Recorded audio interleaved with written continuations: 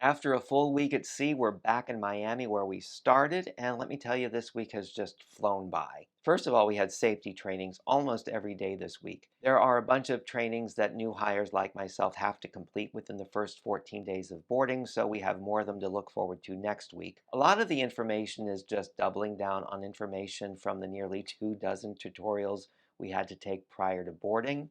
But here on the ship, the trainings are given by the ship's officers, and in some cases, there are some hands-on elements. This week, I got to use a fire hose, and there's a video to prove it. I slid down an evacuation slide, which is basically an inflatable version of what we used to call a tornado slide on the playground. And we also got to tour the bridge. I was told afterwards that that's a very rare privilege, but for some reason, they included the bridge on our tour of the ship, so we lucked out. I was expecting that the bridge on a big ship like the Icon would be really, really interesting, but it was also really, really cool. As far as the production goes, they've started installation on the effectors. Now, on land, we would probably call that teching the show, but because the show is already running, it's been teched, and we're just installing our cast into the production. Since I'm not involved in the effectors, I've had a fair amount of free time, so I've made a point to see most of the main stage shows.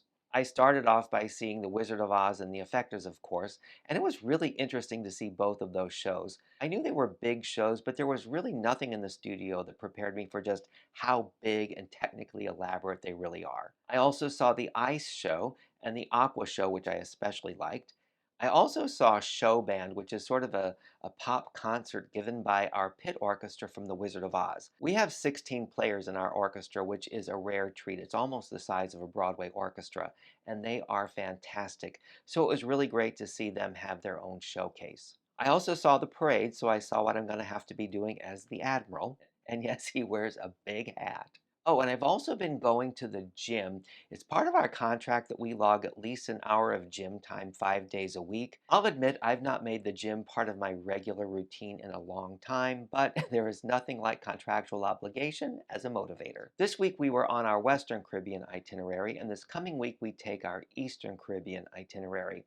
I'll save talking about both of those in a different video, but for now, if you're interested, you can visit the Royal Caribbean website, click on the icon for Icon, and you can see what both of those itineraries are. And if you're really, really interested, you can download the Royal Caribbean app and follow our day-to-day activities. And for that matter, you can follow the itineraries of any Royal Caribbean cruise on the app. So that wraps it up for our first week on the ship. As always, I hope you'll follow Broadway Barfly across all social media platforms, especially on Facebook and Instagram, where I post photos more frequently between these video updates. And I look forward to telling you all about the next week next week.